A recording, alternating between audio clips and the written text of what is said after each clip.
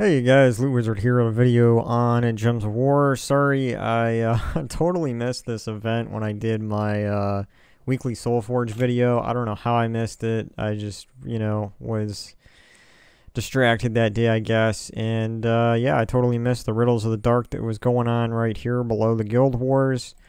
Most of you guys probably are already really into this event by now. I just wanted to go over like what I think of these events and like my team and that sort of thing. I've been using this team so far. It's working okay up to this point, but I may switch it later. I'm using Champion of Anu, Jar of Eyes, Tesla, and the Possessed King. I'm using the Priest for this because I'm trying to level it up, and also because the Priest, I haven't leveled up high enough now where I can get Tree of Knowledge, which gives me an enchant on matching green gems. So, because the blue is being blocked here by Champion of Anu, so I wanted to at least be able to enchant the Jar of Eyes down here to get that powered up. And that's going to be the main mana generator. It'll also create an Ice Storm, which is for blue, so that's going to be really good there. Banner, I just threw in a double blue one. I probably should change this banner, though, from double blue green. See what we got for that. Because green will go for the Jar of Eyes. That's fine. But yeah, I've been using this team for a little while here. I'm not really high in the event yet. But I'm getting there. This is one of those like world events, I guess. What they're called. I don't know if that's really the right term for them, but that's what I call them. I think I've heard Cinecool also mention them as a world event, but these events with these seasonal medals and stuff, I'm not really that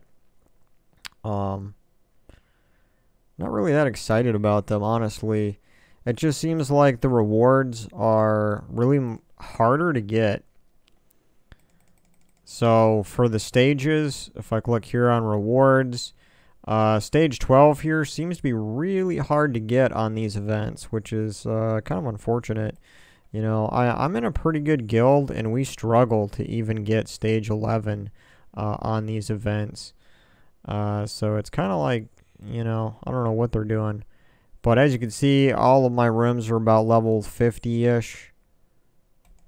So I'm still trying to work through this. There's like 3 days left on the event. I'm pretty far behind because I don't have as much time as I would like to really put into some of these events. But well, and that's the thing, is that we have Guild Wars going on, and now with that new update, they're basically overlapping events, which was something that was covered in that 5.0 update when I did the patch notes on that.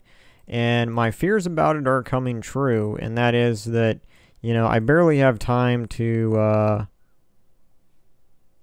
to do my Guild War turns and my daily dungeons and my adventure board and all my daily stuff that I do.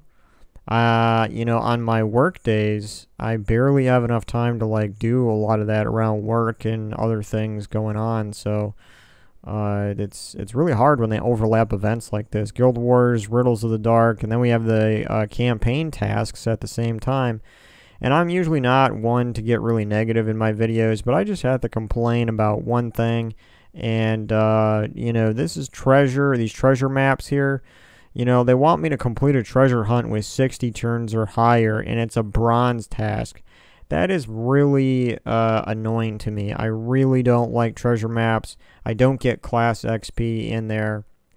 The rewards that you do get in there, the little bit of gold, the little bit of souls and glory, just isn't worth it when you're a player like me that's high enough and you got enough troops that are powerful enough to be able to go into PvP and just get all those resources, in much higher quantities. So it's really annoying to be able to have to do this. And if you're paying the money to get the mythic here, these elite pass rewards and all that kind of stuff, it's kind of annoying that they're going to throw in tasks like this. So I'm going to choose here. I have to pay 50 gems in order to complete that task. And that's exactly what I'm going to do, because I'm not spending hours and hours trying to get those 60 turns on a treasure map. That's just ridiculous. So I have a few more tasks here to complete this week. The hunting the Gray King. The one thing that is good about killing the Gray King here is that he does show up in the Riddles of the Dark. He's not in one of these rooms, but he was when I first started there. There was one.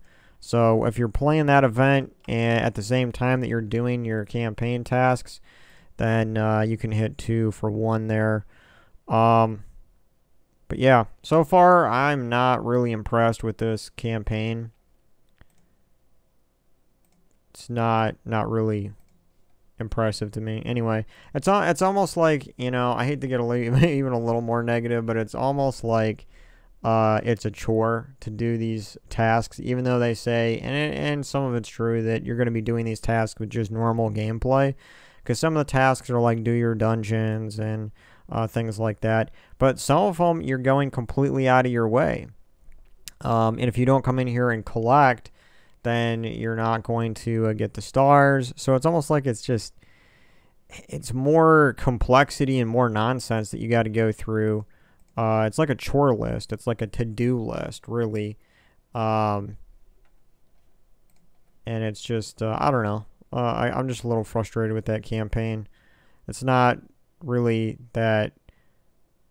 It's different than what I imagined, okay? When I first heard about the campaign, I thought that we were going to have, like, not really a story, but let's say the separate... like game mode that was attached to the campaign, and that we would play that kind of like explore battles, but a little bit different types of enemies you would face, and different maybe you know, game modes in there. Like you gotta play through a game mode where, let's say, the match, there's always like a bone storm going or a doom storm going. Things like that, and you got to match so many skulls within there to get points. I don't know. I just feel like they could have been a little more creative with this campaign and made it a little bit more fun. But I don't know. That's just my mood right now. And so let's move on from that. So what's going on here? We have a class trial, the Death Knight class. I could talk about that for a second. This class is not something that I consider to be a must level up class. If you go in here, it does have one good thing about it, but in here you can see, well, actually it has 2 things. Banishment, Lightning Strike, but you have to choose between the 2. You can't choose both, which is kind of sad. I don't really like that. Because Dispel All Enemies on a 4 or 5 gem match is actually really good, but Lightning Strike is also good, so you kind of have to choose one or the other. Other than that, there's really nothing that's amazing about this class. It's kind of all around like Deathmark. It is immune to Deathmark, but Deathmark all enemies when your hero dies. Deathmark is very unreliable. I wouldn't put a lot of trust in that doing much for you. So there's much better classes that can give you Lightning Strike or the Banishment.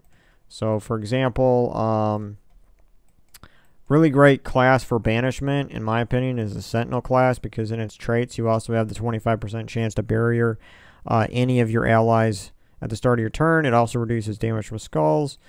And lo and behold, it does have the Banishment talent right there. So that's the best Banishment class, I would say. And then Lightning Strike. Titan is great for Lightning Strike because you get Rock Solid at level 40. And then, of course, you got at 70 here, you got the Lightning Strike. And then Fortitude at 100.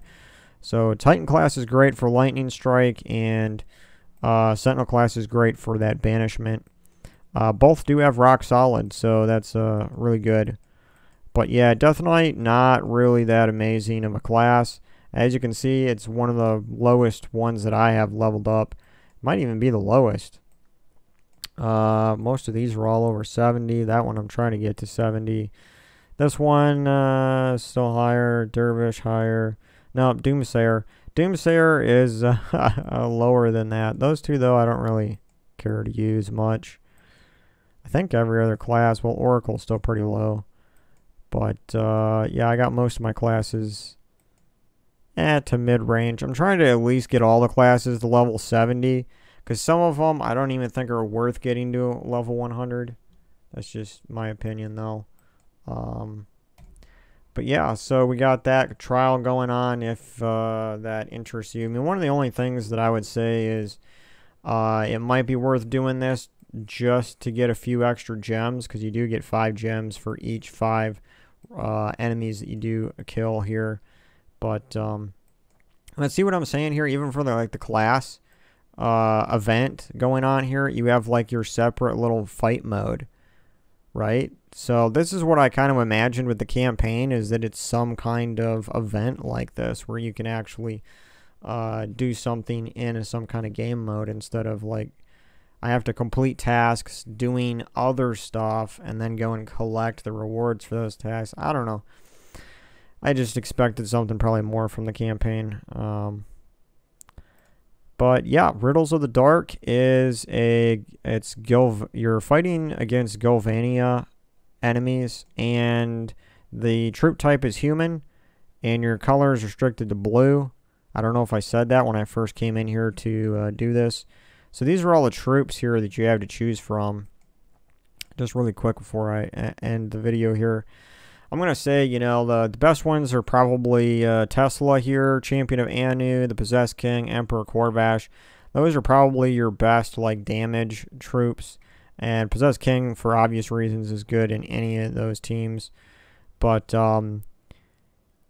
yeah, I think pretty much those are your go-to troops. The Devoted is a good troop for mana generation, so that's an option. But pretty much all these other ones I don't really care for much. Knight Coronet, maybe you could use that. Luther is good if you want to do a skull team, but I don't really see any troops here that are really based around skulls. So Emperor Corvash, Tesla are legendary troops. They're, you know, I guess you just got to rely on luck to get them, but I have quite a few copies. But yeah, you probably don't have all 4 of these cards, but chances are you'll have at least one of these. Tesla, Emperor Corvash, the Possessed King, or Champion of Anu. I would use that, and, you know, weapons are restricted to blue. So Orb of Winter is probably one of the better ones that you can get just by doing class quests, getting class wins. That's a pretty strong weapon. Yeah, so you got that. Dawnbringer, if you have it, is good. Or the Doomed Blade is also good. So, yeah, there's some options there. Some decent troops in the mix. And, yeah, so I'm going to end this video here. Sorry I missed this event and that SoulForge video. But thanks for watching, guys, and I'll catch you on the next video. Later.